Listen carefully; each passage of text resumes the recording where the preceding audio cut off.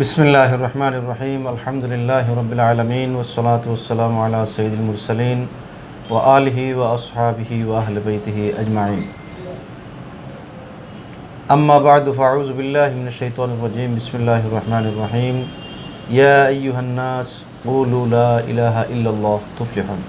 সাদাকাল্লাহুল আযীম। Bangla view TV চ্যানেলের আজকের এই অনুষ্ঠান যারা দেশ বিদেশ থেকে উপভোগ করছেন সকল দর্শক শ্রোতাবৃন্দকে জানাই হেরার জ্যোতির পক্ষ থেকে আন্তরিক মোবারকবাদ। সম্মানিত শ্রোতামণ্ডলী, আমরা আজকে আপনাদের সাথে অত্যন্ত গুরুত্বপূর্ণ একটি বিষয় নিয়ে আলোচনা করব। বিষয়টি হচ্ছে ইসলামের পঞ্চস্তম্ভের প্রথম যে স্তম্ভ তাওহীদ, সেই তাওহীদ বা ঈমান নিয়ে আমরা আলোচনা করব। আলোচনা পেশ করার জন্য আমাদের স্টুডিওতে আমন্ত্রণ জানিয়েছি বিশিষ্ট আলেমে দ্বীন, সিলেট নগরের ঐতিহ্যবাহী জামে মসজিদ আম্বরখানা জামে মসজিদের পেশ ইমাম খতিব হযরত মাওলানা মুফতি হাফিজ জিয়াউর রহমান সাহেব। আসসালামু আলাইকুম রহমতুল্লাহ। বাংলা ভিউ টিভি চ্যানেলের আজকের যারা দর্শক আছেন সবাইকে আন্তরিকভাবে শুভেচ্ছা ও মোবারকবাদ জানাই আমাদের প্রোগ্রামে অংশগ্রহণ করার জন্য, প্রোগ্রাম শোনার জন্য। আমার বাম পাশে বসা বিশিষ্ট আলেমে দ্বীন, দরগাহ মাদ্রাসার সাবেক শিক্ষক হযরত মাওলানা মুফতি মুস্তফা সোহেল হেলালি সাহেব। আসসালামু আলাইকুম রহমতুল্লাহ। আমরা দুইজন বিজ্ঞ আলোচককে আমাদের স্টুডিওতে আমন্ত্রণ জানিয়েছি আসার জন্য।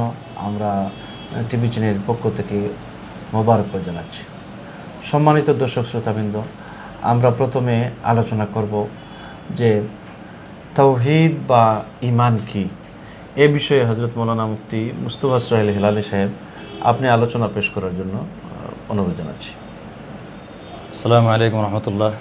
বিসমিল্লাহ, আলহামদুলিল্লাহ, ওয়াসসালাতু ওয়াসসালামু আলা রাসূলিল্লাহ। আমি সর্বপ্রথম আল্লাহ তাআলার কৃতজ্ঞতা জ্ঞাপন করছি, আল্লাহ তাআলার কাছে শুকরিয়া জানাই, তিনি আমাদেরকে একটি সুন্দর আলোচনার ব্যবস্থা করার তৌফিক দান করেছেন। সাথে সাথে আমি শুকরিয়া জানাই সিলেট বাংলা ভিউ টিভি চ্যানেলকে, ওনারা একটা গুরুত্বপূর্ণ বিষয় আজকের জন্য নির্ধারণ করেছেন। তারপর শুকরিয়া জানাই আমাদের আলোচনার উপস্থাপক শিহাবুদ্দিন সাহেবকে, উনি এই ব্যবস্থাপনা করার জন্য। আমার সঙ্গে আছেন মুফতি জিয়াউর রহমান সাহেব, ওনারও কৃতজ্ঞতা জানাই।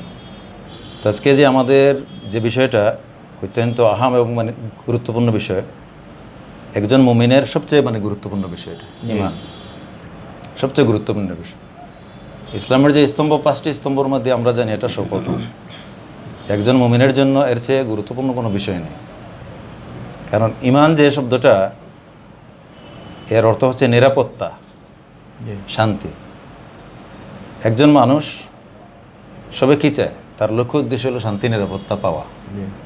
মানুষের আসল শান্তি এবং আসল নিরাপত্তা ঈমানের মধ্যে, এবং ঈমান আনার মাঝে একজন মানুষ সে তার শান্তি নিরাপত্তা উপলব্ধি করে। তো আল্লাহর প্রতি যে ব্যক্তি ঈমান আনে, সে আল্লাহর প্রতি বিশ্বাস এবং আল্লাহর হুকুম আহকাম, আল্লাহর বিধান মানা, এগুলোর মধ্যে সে নিজেকে শান্তি এবং নিরাপত্তা অনুভব করে। এবং এই নিরাপত্তার ভিত্তিতে আল্লাহ তাআলা তাকে কিয়ামতের দিন সমস্ত আযাব এবং যেগুলো ভয় ভীতির কারণ আছে এগুলো আল্লাহ তাআলা দূর করে দেন। যেখানে বলা হয় যারা ঈমানদার তাদের কোনো ভয় নেই, খৌফ নেই। তো ঈমানের যে শাব্দিক অর্থ আমরা এটা জানলাম যে ঈমান মানে নিরাপত্তা, ঈমান মানে ভয় ভীতি থেকে মুক্ত থাকা। যে ব্যক্তি ঈমান আনলো সে আল্লাহ তাআলার বেষ্টনে সে ঢুকে গেল। তো মুমিন হওয়ার পর আল্লাহর নিরাপত্তা এসে চলে গেল।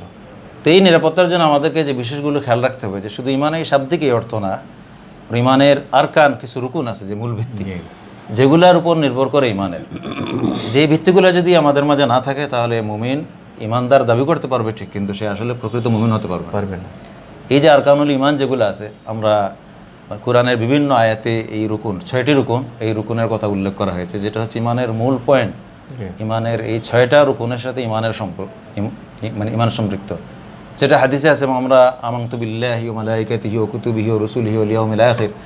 এই যে ঈমানে মুফাসসাল হিসেবে আমাদেরকে যেটা আমরা ছোটবেলা থেকে জেনে আসতেছি, এইটার ভিতরে এই 6টা ঈমানের বৈশিষ্ট্যের কথা রয়েছে, 6টা আরকানের কথা রয়েছে। তো এই 6টা আরকানের মধ্যে প্রথমে আমি শুধু তাওহীদের বিষয়টা আলোচনা করি, পরবর্তী বিষয় ইনশাআল্লাহ আমাদের সহকর্মী আজকের শ্রদ্ধেয় আলোচক আলোচনা করবেন। তো এখানে যে ইমান বিল্লাহ যেটা আছে, আল্লাহ তাআলার প্রতি ইমান, তো এই ইমান বিল্লার মধ্যে যে 6টা রুকুন ইমানের, এই 6টা রুকুনের মধ্যে সর্বপ্রথম হচ্ছে ইমান বিল্লাহ। ইমান বিল্লাহর মধ্যে আমাদের 3টা বিষয় অনেক গুরুত্বপূর্ণ এবং আহাম, এবং এটাই ইমানের মূল কথা। এই 3টার কোনো একটি যদি আমাদের পদস্খলন ঘটে বা 3টার কোনো একটিতে বিশ্বাসের ঘাটতি হয়, তাহলে মূলত তার ইমানে ঘাটতি ঘটে যাবে। আর ইমানের যদি ঘাটতি ঘটে যায় এই 3টা বিশ্বাসের মধ্যে কোনো একটা, তাহলে তার অন্যান্য কোনো আমল এগুলো কার্যকর হবে না।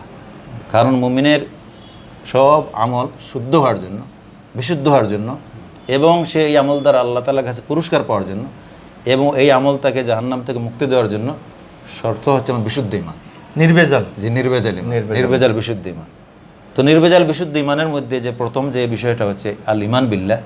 ইমান বিল্লাহ বলতে আমরা শাব্দিক করতে বুঝি আল্লাহ তাআলার প্রতি ইমান, আল্লাহ তাআলার প্রতি বিশ্বাস এবং ইমান। এটাকে কয়েকটি জিনিস এই ক্ষেত্রে আমাদেরকে বিশ্বাস করতে হবে কোনো ভেজাল ছাড়া।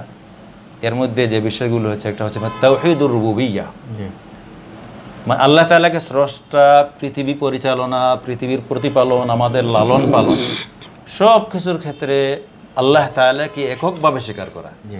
এই গুণগুলো যেটা আছে তাওহীদুর রুবুবিয়্যাহ, পরিচালনা, প্রতিপালন এবং সৃষ্টি, এই গুণগুলো অন্য কারো মাঝে নাই। এই গুণগুলোতে আল্লাহ তাআলাকে একক ক্ষমতা দেওয়া, এফরাদ, যেটা তাওহীদ বলতে আল্লাহ তাআলাকে এক বলে মানা। আমরা যদি বলি আল্লাহ সৃষ্টি করেন আর আল্লাহর সহযোগী হিসাবে অন্য কোনো মানুষ রয়েছে, তাহলে এটা শিরক হয়ে যাবে, এটা খালেস তাওহীদ হবে না। তো তাওহীদুর রুবুবিয়্যাহ বলতে বোঝায় যে সমস্ত কিছুর ক্ষেত্রে আল্লাহ তাআলাকে এক বলে কি করে নেওয়া, স্বীকার করে নেওয়া। এই গুণ আর কারো মাঝে নাই। আল্লাহ তাআলার এই গুণকে অন্য কোনো মানুষকে দেওয়া যাবে না। আর আল্লাহ তাআলা এই গুণটা পূর্ণাঙ্গ, পরিপূর্ণ। তাওহীদুর রুবুবিয়্যাহ যেটা প্রতিপালন, আমরা যে দেখি বাবা মা আমাদেরকে লালন পালন করেন, এটা ওই গুণ না। এটা আল্লাহ তাআলা তার গুণের একটি মাত্রা, সামান্য কিঞ্চিত আমাদেরকে মাত্রা মা বাবাকে দিয়েছেন। হ্যাঁ, মা বাবাকে দিয়েছেন, পৃথিবীর সরকার দিয়েছেন, উনি একটা পরিচালনা করেন। কিন্তু মৌলিক পরিচালনা একমাত্র কার? আল্লাহ তাআলা, সব পরিচালনা। তারপর 2 নম্বর যে পয়েন্ট হচ্ছে তাওহীদুল উলুহিয়্যাহ। মাওলানা সাহেব, এই ব্যাপারে আমরা মাওলানা মুফতি জিয়াউর রহমান সাহেবের কাছ থেকে আমরা একটু জানতে চাই যে তাওহীদ বিল উলুহিয়্যাহ, যেটা ইবাদতের ক্ষেত্রে আল্লাহ পাক রব্বুল আলামিনকে রব স্বীকার করতে গিয়ে যে একত্ব মানা, এই বিষয় নিয়ে আপনি একটু আলোচনা করেন। বিসমিল্লাহির আলহামদুলিল্লাহ ওয়াসসালাতু ওয়াসসালামু আলা রাসূলিল্লাহ, আম্মা বাদ। আসলে আজকের আলোচ্য বিষয়টাই আমি মনে করি বছরের সেরা একটা গুরুত্বপূর্ণ আলোচ্য বিষয়। কারণ আমরা মুমিন, আমরা ইমানদার, যেকে মুমিন মুসলমান দাবি করি। তো আমাদের এই ইমান যে দাবি করি, আমরা মুমিন ইমানদার দাবি করি। আমরা সবাই নিজেকে মুসল্লি দাবি করি না, নামাজি দাবি করি না, আমরা রোজাদার দাবি করি না, আমরা ইমানদার দাবি করি এই জন্য যে নামাজ, রোজা এগুলোর মধ্যে যদি আমরা ত্রুটি থেকেও থাকে, ইমানের জুড়ে, ইমানের বলে আল্লাহ তাআলা আমাদেরকে আল্লাহ তাআলা আমাদেরকে ক্ষমা করে দিতে পারেন। সুতরাং বোঝা গেল যে আমাদের ক্ষমা প্রাপ্তির, নাজাত প্রাপ্তির, পরকালে মুক্তি প্রাপ্তির মূল যে মৌলিক যে বিষয়, মৌলিক যে চাবিকাঠি, সেটা হচ্ছে ইমান, আল্লাহ তাআলার উপর ইমান রাখা। তো ইমানের ক্ষেত্রে আমরা প্রথম যে কালিমা পাঠ করি, লা ইলাহা ইল্লাল্লাহ।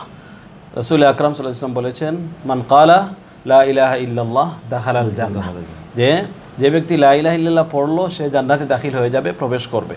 তো জান্নাতে প্রবেশ করা, এটা নিয়ে মুহাদ্দিসিনে কেরামের ব্যাখ্যা আছে যে দুখুলে আউয়ালি, প্রথমেই প্রবেশ করবে নাকি শাস্তি ভোগ করে করবে, এটা নিয়ে লম্বা চওড়া আলোচনা আছে। তো আমাদের আজকের যে আলোচ্য বিষয়, আমাদের মুহতারাম উপস্থাপক আমাকে বলেছেন যে তাওহীদুল উলুহিয়্যাহ। এখানে দেখেন তাওহীদুল উলুহিয়্যাহ আল্লাহ তাআলা উপাসনার ক্ষেত্রে আল্লাহ তাআলার একত্ববাদ। তো এখানে প্রথমেই তাওহীদুল উলুহিয়্যার বাণীটা কিন্তু আমরা যে কালিমা পাঠ করি, প্রথম কালিমা, একবারে জীবনের প্রথম কালিমা লা ইলাহা ইল্লাল্লাহ। এখন ইলাহ থেকেই কিন্তু আমরা উলুহিয়্যাহ থেকে কিন্তু ইলাহ এসেছে, ইবাদত। আর ইলাহ মানে ইবাদতের উপযুক্ত, ইলাহ মানে ইবাদতের উপযুক্ত মহান আল্লাহ রাব্বুল আলামিন। তো আমরা ইবাদত করি একমাত্রই আল্লাহ রাব্বুল আলামিনের, যেটা আমরা কালিমার মধ্যে আমরা যেটা পাঠ করি লা ইলাহা ইল্লাল্লাহ, কোনো উপাস্য নাই, কোনো মাবুদ নাই, কোনো ইবাদতের উপযুক্ত আর কেউ নাই আল্লাহ তাআলা ছাড়া। এর থেকে আমরা যে পরিষ্কার যে বক্তব্যটা আমাদের সামনে আসে, সেটা হচ্ছে যে একমাত্র আল্লাহ রাব্বুল আলামিনকেই ইবাদতের উপযুক্ত মানতে হবে এবং আল্লাহ রাব্বুল আলামিনকেই একমাত্র ইবাদত করতে হবে। আল্লাহ তাআলা ছাড়া অন্য কাউকে উপাস্য মানা যাবে না, অন্য কাউকে উপাসনা করাও যাবে না। এই যে এই যে তাওহীদুল উলুহিয়া, যে ইবাদতের ক্ষেত্রে একমাত্র আল্লাহ তাআলা, আর কেউ ইবাদতের উপযুক্ত না। আমরা যদি মনে করি যে আল্লাহ তাআলা আছেন সবার উপরে, আর কিছু ডিপার্টমেন্ট আমরা ভাগ করিয়া দেই যে এই ডিপার্টমেন্টের জন্য এই ইলাহ, ওই ডিপার্টমেন্টের জন্য ওই ইলাহ, এভাবে না। এটা হলো আল্লাহ তাআলার সাথে শরীক হয়ে যাবে, এটা ঈমান হবে না, এটার নাম কি না, তাওহীদ না। বরং আল্লাহ তাআলা তাওহীদুল উলুহিয়া যেটা, বা আল্লাহ রাব্বুল আলামিনের উপাসনার ক্ষেত্রে, ইবাদতের ক্ষেত্রে যে একত্ববাদ, সেটা হচ্ছে যে সম্পূর্ণ সব কিছুতেই আল্লাহ তাআলার ইবাদত করতে হবে, সব ক্ষেত্রে। যে আল্লাহ রাব্বুল আলামিন আমাদের খালিক, আমাদের মালিক, আমাদের রাজিক, আল্লাহ রাব্বুল আলামিন কাইয়ুম, দুনিয়া সব কিছু আল্লাহ রাব্বুল আলামিন কি করেন, নিয়ন্ত্রণ করেন। এই সব কিছুর নিয়ন্ত্রণের মালিক আল্লাহ রাব্বুল আলামিন, অন্য কেউ না। যেহেতু অন্য কেউ না, সব কিছুই একমাত্র আল্লাহ রাব্বুল আলামিনই করে থাকেন, সর্বময় ক্ষমতার অধিকারী একমাত্র আল্লাহ রাব্বুল আলামিন। সুতরাং ইবাদতও আল্লাহ তাআলার হতে হবে, এর নামই হচ্ছে তাওহীদুল উলুহিয়া। সম্মানিত দর্শক শ্রোতাবৃন্দ, আমরা অত্যন্ত সুন্দর আলোচনা শুনছিলাম। এখানে একটা ব্যাপার আমরা আলোচনা করি যে আজকে যারা পৃথিবীতে অমুসলিম বা ইসলাম ছাড়া যারাই আছেন, মুসলমান ছাড়া যারাই আছেন, তারা অধিকাংশ ক্ষেত্রে আল্লাহ পাক রব্বুল আলামিনকে তারা স্বীকার করেন, যার কারণে তাদেরকে আমরা আস্তিক বলি। তাওহীদ বিল উলুহিয়া আর তাওহীদ বিল রুবুবিয়া, রব অনেকেই স্বীকার করেন রব্বুল আলামিনকে, কিন্তু এলাহ স্বীকার করেন, এলাহ স্বীকার করেন না। কিন্তু রবও স্বীকার করতে হবে, কারণ আমাদের দুনিয়া ছেড়ে যখন একজন মুমিন মুসলমান চলে যায়, কবরে যাওয়ার পরে সর্বপ্রথম যে প্রশ্নটা, সেই প্রশ্নটা হচ্ছে মার রব্বুকা, মান এলাহুকা। এই কথা বলা হয় না, বলা হয় মার রব্বুকা, যে তোমার রবকে। তখন আমরা যারা মুমিন তারা বলবে, বা যারা নেককার মানুষ তারা বলবে যে রব্বি আল্লাহ, আমার রব হচ্ছেন আল্লাহ। আর এলাহ, যে আমরা রবকে রব স্বীকার করার পরে, আল্লাহকে রব স্বীকার করার পরে, আল্লাহ পাক রব্বুল আলামিনের দেয়া যতটা বিধান আছে, সব বিধানকে কিন্তু এই বিধানের একমাত্র মালিক রব্বুল আলামিন আল্লাহ, সেই কথা মানতে হবে। আর এইটার নাম হচ্ছে তাওহীদ বিল উলুহিয়া।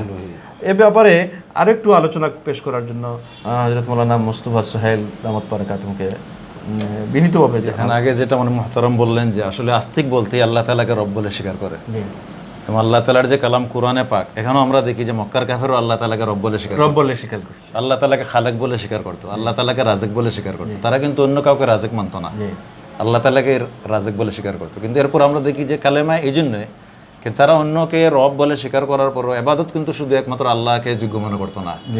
এই জন্য কোরআনে আমাদের যে মূল কালেমা, যেটা ইসলামের স্তম্ভের যে মূল কালেমা, এটা কিন্তু লা রব্বা ইল্লাল্লাহ বলা হয় নাই, লা খালাকা ইল্লাল্লাহ বলা হয় নাই। কারণ সবাই স্রষ্টা কিন্তু আল্লাহকে মানে। হিন্দু স্রষ্টা কাকে মানে? আল্লাহ মানে। সব ধর্মের লোকেরা স্রষ্টা আল্লাহকে মানে, যারা আস্তিক বলে যারা আছে। কিন্তু ইলাহের ক্ষেত্রে, ইবাদতের ক্ষেত্রে, ইবাদত বলতে আমি নিজেকে আল্লাহ তাআলার দাস মনে করে, মানে বিনয়ের চূড়ান্তি প্রকাশ, বিনয়ের চূড়ান্তি যেটা, এটা প্রকাশ করতে একমাত্র কার জন্য? আল্লাহ তাআলার জন্য। এই জন্য দেখেন এই কালেমায় গিয়ে আল্লাহ তাআলা আমাদেরকে, মক্কার কাফেররা সব স্বীকার করতো, কিন্তু লা ইলাহা ইল্লাল্লাহ এটা স্বীকার করতো না। এই কথার বাণী দাওয়াত যখন রাসূলুল্লাহ সাল্লাল্লাহু আলাইহি ওয়াসাল্লাম দেওয়া শুরু করলেন, তখন তারা উত্তেজিত হয়ে গেল যে আমরা তাহলে এতগুলার ইবাদত করি, ওগুলা কি হবে? তাহলে উনি তো মানে ভুল মেসেজ দিচ্ছেন আমাদেরকে। আবার কুরআন আল্লাহ তাআলা বলতেছেন যে বারবার, যে তুমি যদি তাদেরকে জিজ্ঞাসা করো আল্লাহ ইনসাল তোমরা খালাকাস সামাওয়াতি ওয়াল আরদা, এগুলো যদি তাদেরকে আরো বিভিন্ন প্রশ্ন আছে এখানে, বলে তারা বলবে কে? আল্লাহ তাআলা। কিন্তু ইলাহের ক্ষেত্রে গিয়ে তারা মানতে রাজি না। এই জন্য তারা কি হলো? তারা মানে মুমিন হলো না, তারা বরং কি মানে তারা মুশরিক বা কাফের থেকে গেল। এই জন্য আমাদেরকে এটা খুব সবচেয়ে বেশি আহাম এবং গুরুত্বপূর্ণ বিষয়, ইবাদতের ক্ষেত্রে মানে বিনয়ের চূড়ান্ত প্রকাশ, এবং নিজেকে দাস হিসেবে একমাত্র আল্লাহ তাআলার সামনে পেশ করতে হবে। অন্য কাউকে মানে অলৌকিক ক্ষমতার শক্তি হিসেবে কারো কাছে কিছু চাওয়া যাবে না, অলৌকিক ক্ষমতার শক্তি হিসেবে কারো ইবাদত করা যাবে না, অলৌকিক ক্ষমতার শক্তি মনে করে কারো কাছে আমার কোনো ধরনের মাথা নত করা, এটা করা যাবে না। এইটারই সম্পূরক হিসাবে আর একটা কথা, যেটা আমি সম্পূরক হিসাবে এই কথারই একটা অংশ, যে ওই যে বললেন যে ইবাদতের উপযুক্ত মনে করে, ক্ষমতাধর মনে করে আর কারো ইবাদত করা যাবে না। এটার দেখেন, এটা এত আহাম, এত গুরুত্বপূর্ণ বিষয় যে মানে একজন মানুষ যদি কারো সামনে মাথা ঝুঁকায়, সে হয়তো তার ভিতরে সামনে মাথা ঝুঁকাইতে, যেমন একজন উদাহরণস্বরূপ মাজারে গিয়ে মাথা ঝুঁকাইতেছে, সেজদা দিতেছে, হয়তো সে মাজারে যিনি আছেন উনাকে আল্লাহ ইলাহ মনে করতেছে না, কিন্তু এখানে একটা ওই যে শিরকের যে একটা সম্ভাবনা, একটা সায়বা, একটা সন্দেহ বা ওই যে আত্মসমর্পণ, এখানেও শরীয়ত নিষেধ করছে। এই জন্য নিষেধ করছে যে ওই যে তাওহীদ উলুহিয়া মানে ইবাদতের উপযুক্ত একমাত্র আল্লাহ তাআলা, তার সাথে অংশীদারের সম্ভাবনাময় জায়গাকেও কি ইসলাম নিষিদ্ধ করে দিয়েছে। জি, সম্মানিত দর্শক শ্রোতাবৃন্দ, আমরা সুন্দর আলোচনা শুনছিলাম যে তাওহীদের উপরে। তাওহীদ অত্যন্ত বড় একটা চ্যাপ্টার। এই চ্যাপ্টারের অনেক আলোচনাগুলো আছে। আমরা আজকে আমি যদি অফিসে না যাই তাহলে আমি খাবো কী খাবো, আমি বেতন পাবো কোথায়, আমি যদি রোজগারে না যাই তাহলে আমি কী খাবো, আমার বাচ্চাদেরকে কী খাওয়াবো, এই বিষয়গুলো নিয়ে কিন্তু আমরা ব্যতিব্যস্ত। আমরা আজকে রব্বুল আলামিনের উপর থেকে আমাদের রিজেকের দাতার যে আস্থা ছিল, সেই আস্থাটাকে আমরা সরিয়ে ফেলেছি। আজকে আমরা একটু অসুখ হইলেই কিন্তু আমরা ডাক্তারের শরণাপন্ন হই যে ডাক্তারই ভালো করবে। ডাক্তার ওনাদের কাছে গেলে উনিও ওষুধ দিয়ে বলে যে আমি তো একটা ব্যবস্থাপত্র দিলাম, বাদবাকি কিন্তু সৃষ্টিকর্তা। যে মৌলানা মুস্তফা সোহেল সাহেব বলছেন যে একজন মানুষ যদি ঈমান গ্রহণ করে তাহলে ঈমান গ্রহণ করার পরে সে আল্লাহর নিরাপত্তায় চলে গেল। কিন্তু আজকে আমাদের দেশের অনেক মানুষের এই প্রশ্ন, বা আমাদেরও প্রশ্ন, যে আমরা যেহেতু রব্বুল আলমিনের নিরাপত্তায় চলে গেলাম ঈমান গ্রহণ করার কারণে, কিন্তু বর্তমান বিশ্বের দেখা যায় যে ফিলিস্তিন বলেন, ইরাক বলেন, আফগানিস্তান বলেন, কাশ্মীর বলেন, লেবানন বলেন, বা অন্যান্য যে কোনো দেশে বা পৃথিবীর যে কোনো দেশে যারা মার খাচ্ছে এরা কিন্তু মুমিন এবং মুসলমান। তারা যখন আল্লাহ পাক রব্বুল আলমিনের নিরাপত্তায় চলে গেল, তাহলে দেখা যায় যে দুনিয়ার বিভিন্ন রকমের ঝামেলা, বিভিন্ন রকমের শাস্তি, বিভিন্ন রকমের কষ্ট তাদের উপর। এই ব্যাপারে আপনি একটু ক্লিয়ার করেন।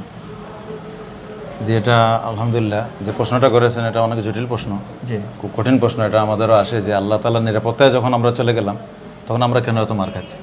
তো আগে যে বলছি ঈমান বলতে আল্লাহ তাআলার নিরাপত্তায় চলে যাওয়া, তো আমরা বলছি যে ঈমানের শর্ত কী ছিল।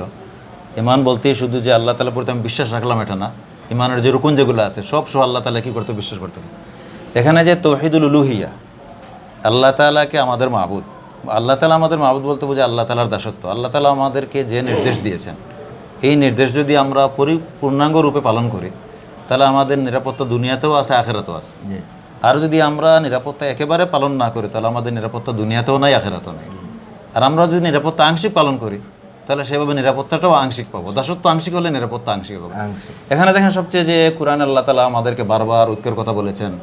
আল্লাহ তাআলা যে কোরআনে যে ওয়াতাসিমু বিহাবলিল্লাহি জামিআ ওয়া লা তাফাররাকু, যে তোমরা বিচ্ছিন্ন হয়ো না। আল্লাহ তাআলা আরেক জায়গায় বলেছেন যে ওয়ালা তানাযাউ ফাতাফশালু ওয়া তাযহাবা রিহুকুম, যে তোমরা যদি বিচ্ছিন্ন হও, তোমরা ঝগড়া মতবাদে লিপ্ত হও, তাহলে তখন তোমাদের শক্তি চলে যাবে। তাহলে আমাদেরকে আল্লাহ তাআলা আমাদের শক্তি সঞ্চয়ের জন্য আল্লাহ তাআলা আমাদের যে পূর্ব শর্ত দিলেন, মানে দুনিয়ায় নিরাপত্তা লাভের জন্য যে শর্ত দিলেন, এই সার উপর কিন্তু আমরা নাই। এটার জন্য আমাদের সমস্ত মুসলিম উম্মাহ যারা আমরা নিজেকে আল্লাহ তাআলার দাস বলে স্বীকার করি, আল্লাহ তাআলার উপর আমরা ঈমান এনেছি, যে আমরা যারা আখিরে নবী মুহাম্মদুর রাসূলুল্লাহ সাল্লাল্লাহু আলাইহি সাল্লামকে শেষ নবী বলে স্বীকার দিয়েছি, উম্মাহ বলতে আমাদেরকে সবাইকে এক ময়দানে আসতে হবে। এবং আল্লাহ তাআলা যে আরও আমাদেরকে যে শর্ত দিয়েছেন, মানে ওয়াইদু লাহুম মাসতাতাতুম মিন কুওয়া, যে তোমরা তোমাদের শক্তি সঞ্চয় করো, এগুলো যে আমরা না করি তাহলে আল্লাহর শর্ত অনুযায়ী আমরা কিন্তু দুনিয়া নিরাপত্তাটা পাচ্ছি না। আমরা দুনিয়া নিরাপত্তা পাবো না, কারণ দুনিয়া নিরাপত্তার যে শর্ত আল্লাহ তাআলা দিয়েছেন ওটার উপর কিন্তু মানে আমরা আসি না। আর আখিরাতের যে নিরাপত্তাটা, এটা আমাদের আখিরাতের নিরাপত্তা অবশ্যই মানে মুমিনদের জন্য নিশ্চিত। তবে আখিরাতের নিরাপত্তাটাও তার এইটুক থাকবে, যতটুকু সে আল্লাহ দাসত্ব করবে এতটুকু পাবে সে, মানে পূর্ণ নিরাপত্তা পাবে যখন সে মানে পূর্ণ দাসত্ব করবে। আর আংশিক যদি দাসত্ব করে তা আংশিক নিরাপত্তা হবে। মনে করেন তার প্রথমে তাকে জাহান্নামে জ্বলতে হবে, বুক করতে হবে, তারপর সে আবার মানে নিরাপত্তা মানে চাদরে এক সময় না এক সময় সে যাবেই। যে মোহতারাম মৌলানা সাহেব, আপনার কথা থেকে এত সুন্দর আলোচনা আসছে যে আল্লাহর দাসত্ব যতটুকু আমরা করব ততটুকু কিন্তু আমরা নিরাপত্তা পাবো। আমরা দেখি যে বিশ্বনবী সাল্লাল্লাহু আলাইহি সাল্লাম সহ এরপরে যারা ইমানের উপর এত মজবুত ছিলেন, এই যে মিশরের নীল নদী বলেন, এখানে প্রতি বছর একজন কুমারী মহিলাকে বাওনা না দিলে কিন্তু পানি আসতো না। তখন খলিফা হযরত ওমর রাদিয়াল্লাহু তাআলা আনহু চিঠি লিখে দিলেন যে তুমি যদি আল্লাহর হুকুমে প্রবাহিত হয়ে থাকো তাহলে আমার চিঠি পাওয়ার সাথে সাথে তুমি পানি দিতে থাকবা, আর যদি তোমার কোনো শক্তি থাকে তাহলে আমি আসতেছি, আমার কথা আছে। তাহলে দেখা গেল যে এই যে হযরত ওমর রাদিয়াল্লাহু তাআলা এই চিঠি ইমানের বলে বলিয়ান হয়ে যে চিঠিটা দিছিলেন, সেইটা একটা নদী গ্রহণ করতে বাধ্য হয়েছে। আমাদের এই সিলেট শহরে হযরত শাহজালাল মুজাররদ এমনি রহমতুল্লাহ আলাইহি আসছেন। তো আমরা যতটুকু শুনেছি ইতিহাস, যে জায়নামাজ পানিতে বিছাইয়া কিন্তু হযরত শাহজালাল মুজাররদ এমনি রহমতুল্লাহ ওই পার থেকে ওই পারে আসছে।